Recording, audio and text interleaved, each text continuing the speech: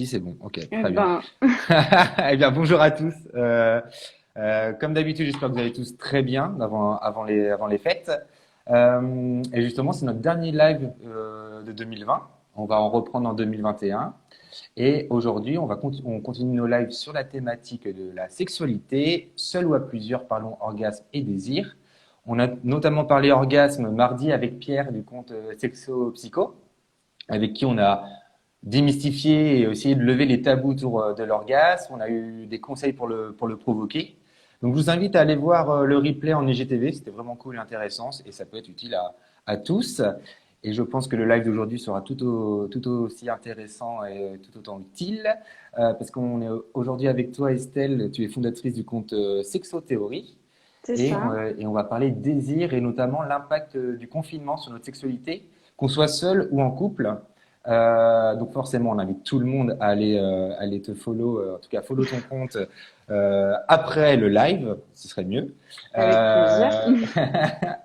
Euh, comme d'habitude, vous n'hésitez pas à poser vos questions en commentaire, à mettre vos retours d'expérience. On essaiera de les aborder, de les poser pendant ce court live d'une demi-heure. Bon, de notre côté, on en a déjà récolté pas mal en story et en dessous de nos publics. Ce que je vais faire, c'est que déjà, j'ai pas mal parlé pour cette introduction. Eh bien, je vais te laisser te présenter et ensuite, on va essayer de répondre aux questions qui nous ont été posées. Parfait. Donc bonsoir, je m'appelle Estelle Becquet, je suis psychologue clinicienne, thérapeute de couple et sexologue. Je travaille en libéral à Cannes, en cabinet, et j'interviens également à la Ligue contre le cancer auprès des malades et de leurs familles. Voilà. Ok, bon, on aura le temps d'y revenir entre sexualité Ouais. et cancer d'ici ce live. Déjà, avant de commencer à savoir quel était l'impact du confinement sur nos désirs et comment le provoquer, entre guillemets, le désir, c'est qu'est-ce que le désir, comment on peut le définir? Déjà, savoir de quoi on parle. Alors, le désir, c'est une vaste question, hein, parce que ça a des implications philosophiques. Il y a plein de psychologues qui ont parlé du désir en Mhm. général. Donc moi, ce soir, je vais vous parler un peu plus du désir sexuel, puisque Génial. bah, c'est un peu plus mon domaine. Bien sûr. Peut-être c'est important de comprendre l'étymologie du mot Ouais. désir. En fait, est-ce que tu sais ce que c'est l'étymologie de désir? Pas du tout. Je pense Alors, que j'espère ne pas être le seul. ça vient du latin et je trouve ça très joli, c'est la nostalgie d'une étoile. Ok. Donc il y a cette notion de retrouver quelque chose qu'on n'a pas ou qu'on n'a plus. Donc tu vois qu'il y a cette notion de tension vers quelque chose, d'une Mhm. envie d'aller vers quelque chose. Ce qu'il faut savoir, c'est que le désir sexuel, c'est avant tout dans la tête. Il faut le différencier de l'excitation. D'accord. L'excitation, c'est un peu plus ce qui va se passer dans le corps. C'est les manifestations du désir. Bien qu'on peut avoir beaucoup de désir et des problèmes d'excitation, et puis on peut être excité de façon automatique sans avoir vraiment de désir. Mais en général, ça va un peu ensemble. Donc On le pourrait, désir plus mental et l'excitation plus corporelle. ouais, c'est ça. Ok. On va dire que le désir, ça précède et ça accompagne bah, la sexualité. Mhm. Qu'est-ce Euh, qu'on peut dire d'autre? Il y a, bah, vas-y, continue. C'est moi Il y a trois dimensions dans le désir aussi. Il y a une dimension qui va être biologique, Mhm. qui est liée aux hormones, au cerveau. On a le système de récompense qui a beaucoup d'implications dans le désir. Il y a une dimension qui va être plus psychique ou D'accord. psychologique. Ouais. C'est bah, tout l'imaginaire érotique, tout ce qu'on se raconte dans la tête, toutes les histoires qu'on peut se raconter, les fantasmes, et tout ce qui va être lié à ce qui nous attire. Mhm. Et puis il y a la dimension relationnelle. Bah, évidemment, ça implique l'autre, même si la sexualité, c'est pas toujours avec l'autre. Ouais. Mais en tout cas, il y a des implications relationnelles. Et quand ça va pas dans le couple, bah, en général, le désir, il est diminué. D'accord. Oui, c'est pour ça que dans notre thématique, on a vraiment voulu dissocier seul et en couple pour dire que ça touche tout le monde, quoi. Complètement. Justement, donc maintenant, c'est ce qu'est le désir. Comment le désir il se manifeste, ou du moins, est-ce qu'il y a il se manifeste de la même façon d'une personne à une autre ou d'un sexe à une autre, comme on a pu en fait un peu aborder avec Pierre mardi. Il y a l'orgasme Mhm. féminin, l'orgasme masculin et tout ce qui. Enfin, je simplifie, hein, mais et tout ce qui est Ouais. autour. Est-ce que pour le désir, il y a quand même il y a des choses qu'on peut dissocier comme ça? Non, ça peut se manifester de façon très différente. C'est l'envie d'avoir des relations sexuelles. Ça peut être des pensées sexuelles, des rêves, Mhm. l'envie de se rapprocher de l'autre aussi quand c'est plus fixé vers quelqu'un. Et puis après, on va dire que c'est les manifestations de l'excitation qui témoignent d'un désir. Mais ça, c'est les manifestations corporelles. Mais ça peut être très, très variable d'une personne à une autre. Et puis, il y a des personnes qui sont pas très à l'aise avec leur désir, justement. Ouais, donc ouais, c'est propre à chacun. Tout à fait. Ok. Et comment on peut savoir qu'on ressent plus de désir? Est-ce que c'est grave? Est-ce que ça peut être lié avec des facteurs externes, environnementaux?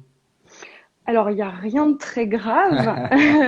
Maintenant, ça peut être un signe de dépression, hein, dans certains Ok, cas. Ça peut être un signe d'une baisse d'hormones, notamment chez les hommes, une baisse de testostérone. ok. Donc, c'est quand même on va dire un signal, hein. Après, il y a des gens qui ont naturellement peu de désir, et puis il y a des gens qui ont naturellement beaucoup de désir. Et Mhm. puis, j'ai envie de dire, c'est pas forcément linéaire. Il y a des périodes où on a plus de désir que d'autres. Et puis, bah, comme le confinement, on a vu que ça avait fait baisser le désir de beaucoup de personnes. Mhm. Donc, il y a rien de très grave, mais ça peut être un signe, oui, qu'il faut se poser des questions. Qu'est-ce qui se passe en ce moment? D'accord. Ouais, c'est pas forcément si on est en couple par rapport à l'autre personne, mais plutôt à des facteurs Ça peut mentaux. être avec l'autre, hein. Ça Ok, peut être, hein. Si ça se passe mal dans le couple, ouais. ok. Et donc justement, bah, très bonne transition avec le confinement. Comment le confinement a pu impacter les relations de couple? Et as-tu vu une tendance chez tes patients autour de ce sujet-là? Oui, alors ça a beaucoup impacté les couples.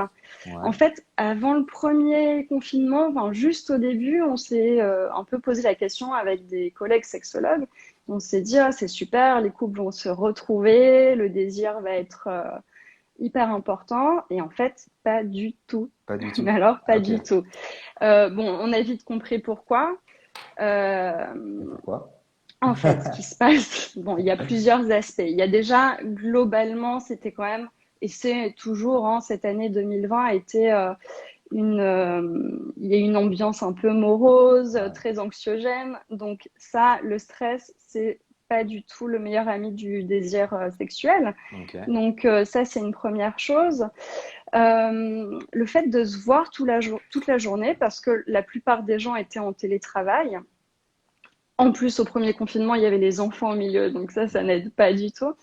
Mais ça, c'est pas forcément favorisant. Et comme Ok. je te disais, ben, l'étymologie du désir, c'est combler un manque, c'est cette nostalgie d'une étoile. Ben, de voir son conjoint ou sa conjointe toute la journée, ça n'aide pas, quoi qu'on en dise. D'amener le travail à la maison, ça apporte quand même des tensions à la maison, ça n'aide pas. Ouais. Et puis le fait de pas avoir d'extérieur pour se détendre, pour voir autre chose, ça aussi le fait on se nourrit quand même de l'extérieur, des sorties, de ce qu'on voit, et ça, tout ça, ça nourrit le désir, et bah, on n'a plus ça pendant le confinement. Donc Ok. bah, c'est plein d'aspects qui, Et ça, c'est quelque chose que toi, tu as ressenti auprès de tes patients ou ouais, enfin, ouais, une complètement, ouais. resonance. Ok. Oui, et puis dans les couples en général, ça a quand même bien augmenté les tensions de Ouais. couple. Donc forcément, ça avait un impact sur le désir. Ouais. On y reviendra tout à l'heure parce qu'il y a quelqu'un qui nous a posé une question sur la pilule et le désir, mais on va y revenir tout Ouais. à l'heure. Et donc, posez vos questions, on les posera. Il n'y a pas de problème. Justement, tu nous as parlé qu'il y avait euh, principalement d'impacts négatifs, le confinement. Est-ce qu'il y a quand même eu des impacts positifs sur le désir? Pour certains, pas pour la Ouais, plupart des couples, hein. Il y a eu quelques couples que du coup ça a rapproché, notamment les couples qui voyagent beaucoup, qui travaillent mhm, beaucoup à l'extérieur. Là, ça a permis de se retrouver, d'être un peu en mode cocooning. Parfois, pour certains, de se poser les vraies questions. Qu'est-ce qui est important dans notre couple? Qu'est-ce qui est important dans notre vie? Donc oui, pour ça, ça a pu avoir des effets intéressants.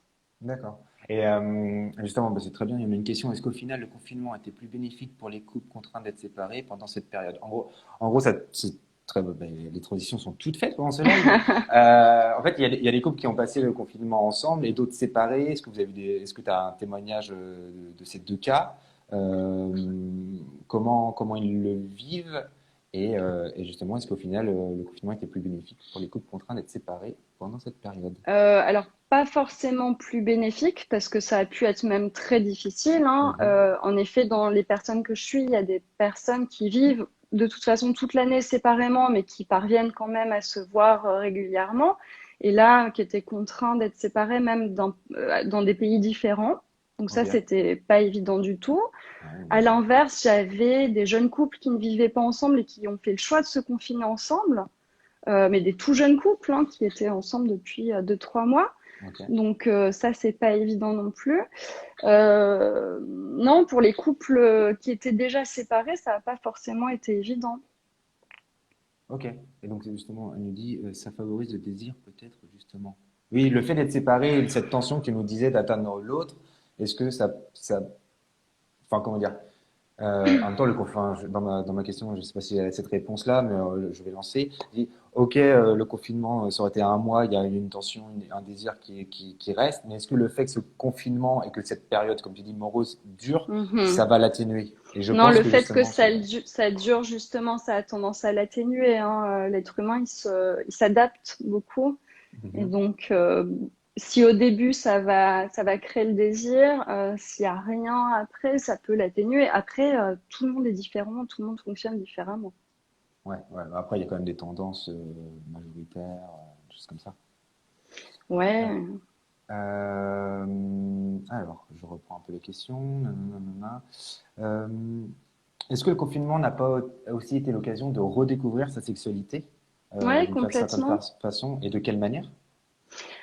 Alors, on va dire que principalement pour les couples qui ont été séparés, Ouais. ça a permis justement d'avoir une sexualité différente, une sexualité plutôt à distance.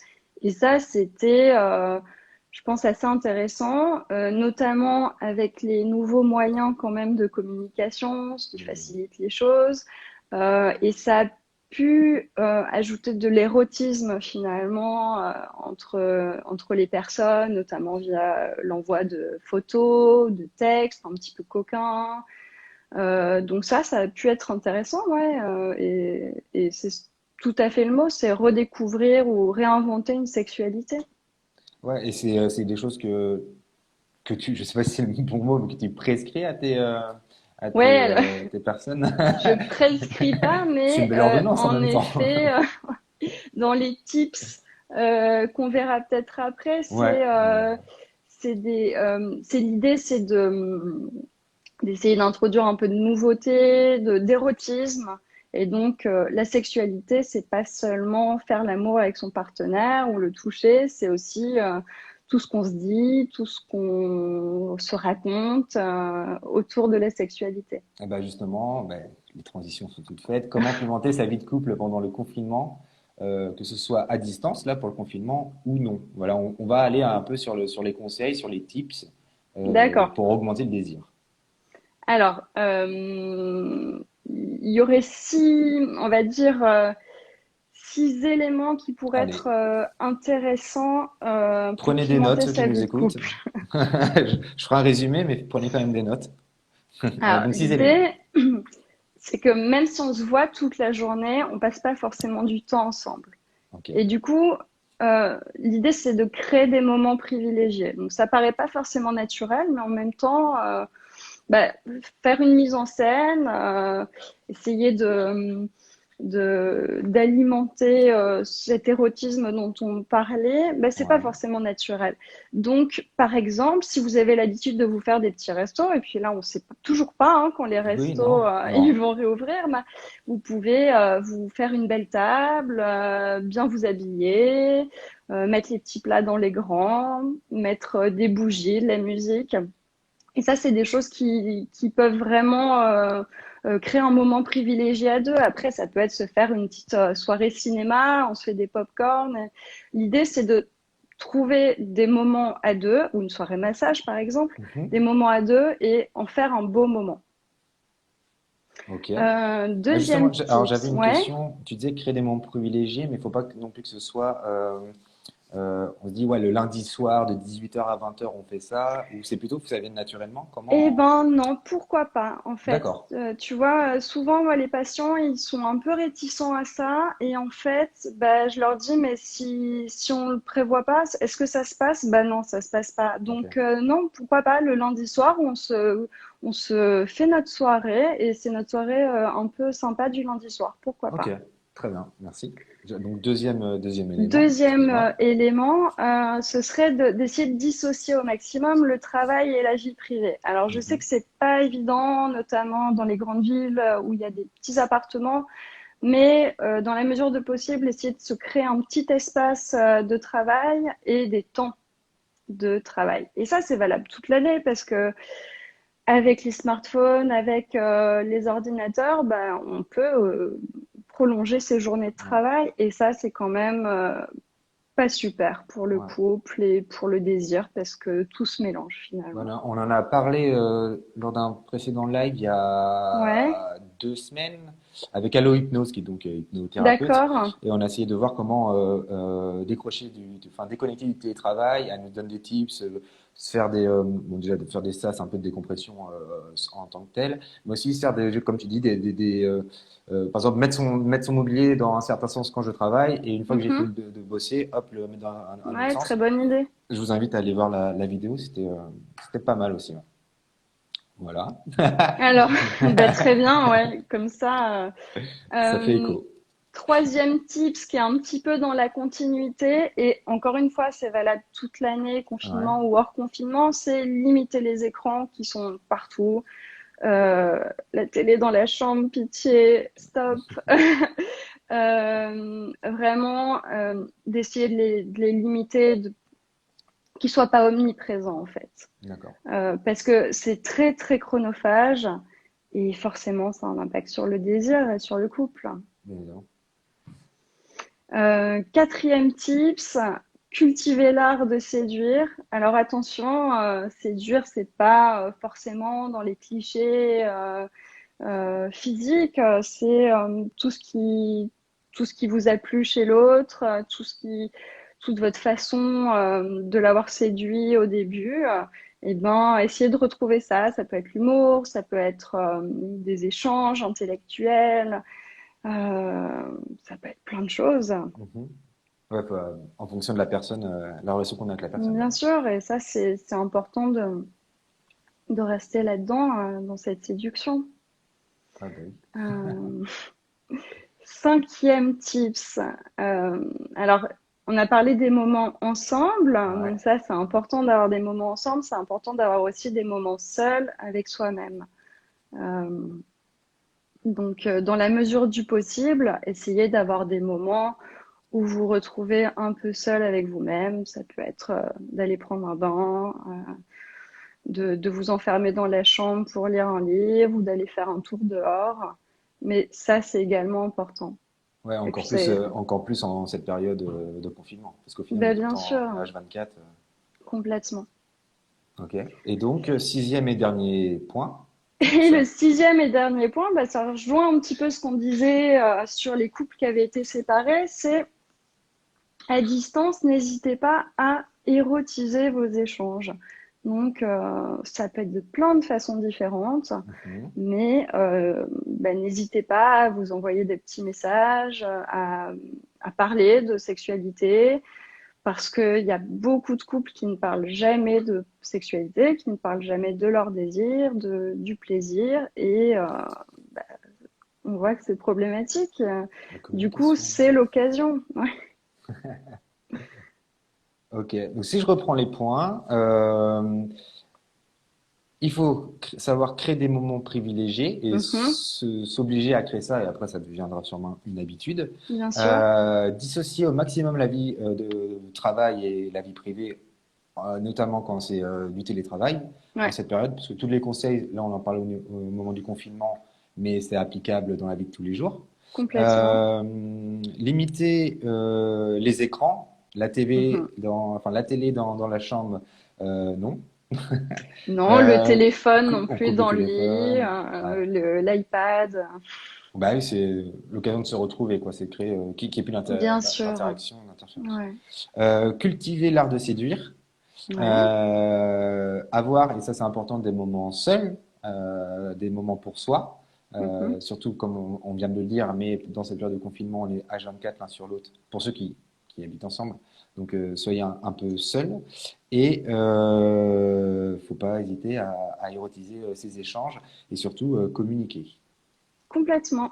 C'est pas mal, T'as bien résumé. j'ai bien T'as, suivi. t'as bien suivi. Maintenant, faut appliquer. Ouais, c'est ça. Euh, donc là, on parlait pas mal de couple, du désir de couple, mais aussi le désir seul. Et on avait une question, c'était est-ce que tu trouves que la thématique de la masturbation est de moins en moins tabou? Et comment on lie le désir et le désir seul et la masturbation, enfin, tout ça. Ouais, complètement. Moi, je parle d'autosexualité. Ok. Et oui, je trouve que ça y est, on parle enfin d'autosexualité, de masturbation, et Mhm. notamment de masturbation des femmes. Et bah, il était temps. On en parle bah, notamment sur Instagram. Il y a des super comptes qui parlent de tout ça. Il y a des ouvrages aussi. Donc, T'as des comptes en tête ou des choses comme ça, ou des ouvrages bah, à nous conseiller? pour moi, le meilleur qui est devenu un ouvrage, c'est Jouissance Club de Ouais, June Plat. on en a déjà parlé mardi, et puis J'adore. petite surprise lundi, hein. On en parlera, Ouais, mais oui, bon, oui. super. Bon, il y en a plein. Ouais. Il y a le mien, mon compte. C'est vrai? Bah oui, Non, forcément. non, moi, j'ai pas d'ouvrage, Ah oui, d'accord. mais Mais non, non, ton compte, après, oui, bah oui.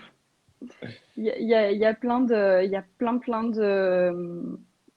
de comptes Insta que vous trouverez. Ils sont super parce que ça libère la parole et notamment la parole des femmes. Parce que pendant des années, c'était plutôt accepté, la masturbation des garçons. Et c'était resté un sujet très tabou chez les filles. Elles en Mhm. parlaient même pas entre elles. Et il y a vraiment quelque chose qui s'est passé depuis quelques années. Il y a eu le site américain Oh My God Yes qui montrait des techniques de masturbation. Donc ça, c'est super et Bah ouais. ben, on est content. Bah ouais. Et justement, qu'est-ce que tu penses de cette pratique? Est-ce que c'est une pratique qui est bénéfique pour soi? Bien sûr, alors c'est bénéfique pour soi, c'est bénéfique pour la sexualité en général, pour son rapport au corps et aussi pour la sexualité avec l'autre.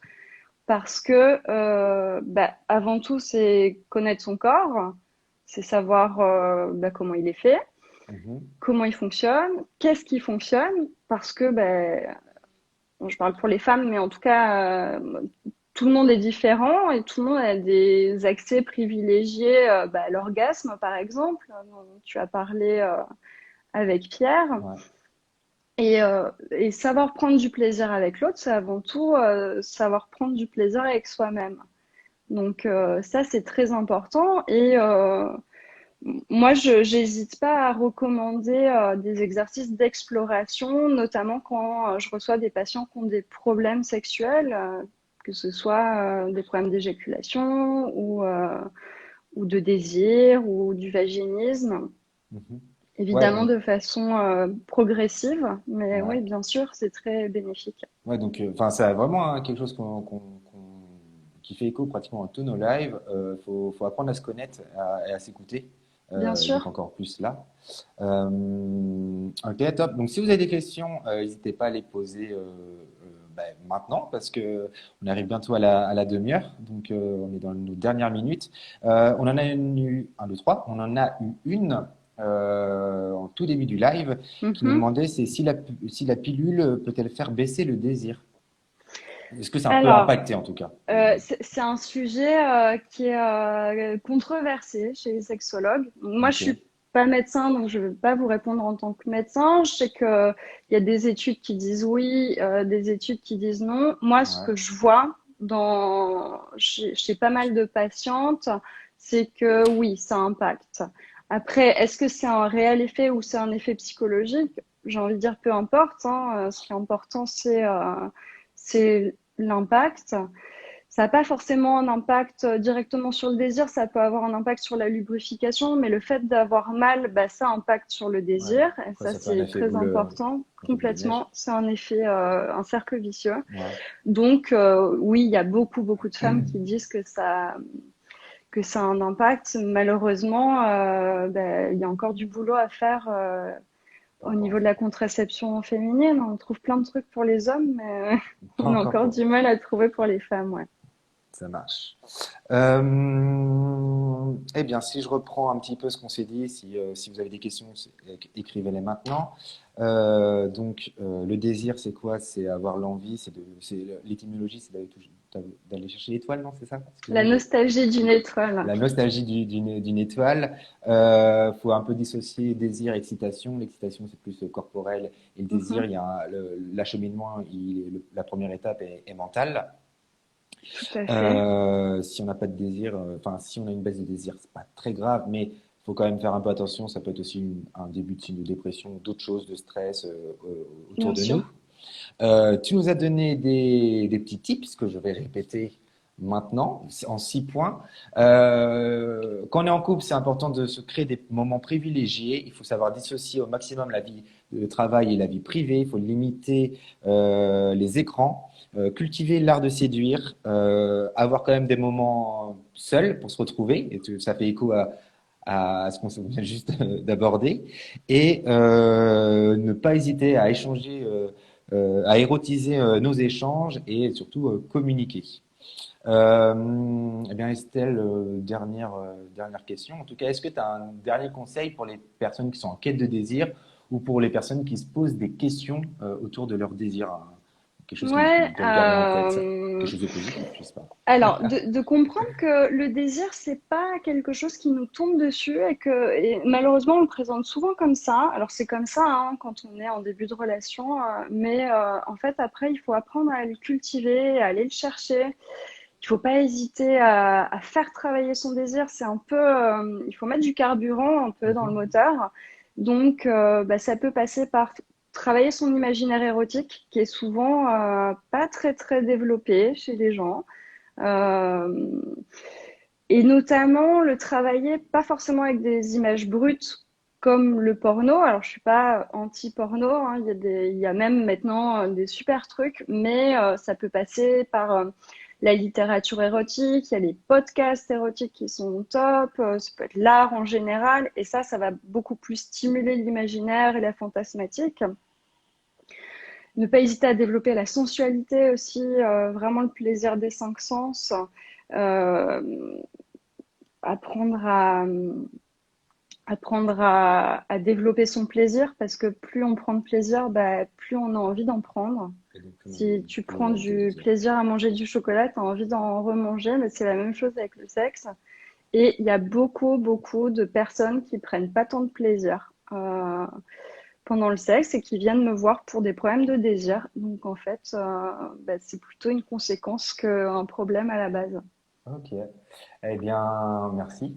Bah, de C'était rien, merci à la, toi pour ton invitation. Bah ouais, c'était super cool. On a essayé on avait beaucoup de questions. Je sais pas si on les a tous abordées, mais en tout cas, déjà, on y voit plus clair. Je rappelle, lundi, c'est la journée mondiale de l'orgasme. Et donc, avec Dr. Toomey, on vous a préparé une petite surprise pour notre dernier jeu concours du lundi. Donc, je vous invite à vous connecter lundi matin.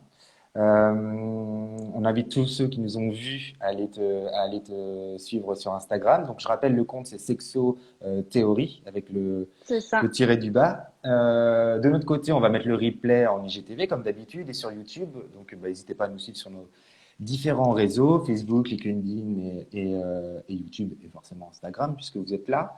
On fait une petite pause des lives donc pendant les fêtes et on revient en janvier avec de nouvelles thématiques, la nutrition, la dictologie et avec aussi des dermatos. Voilà, petit teasing. Donc j'espère que ce sera des sujets qui vous passionneront également. Encore merci Estelle. Merci à toi. Je te souhaite une bonne soirée, puis bonne soirée à tous. Ouais, bonne soirée. Au Au revoir. revoir.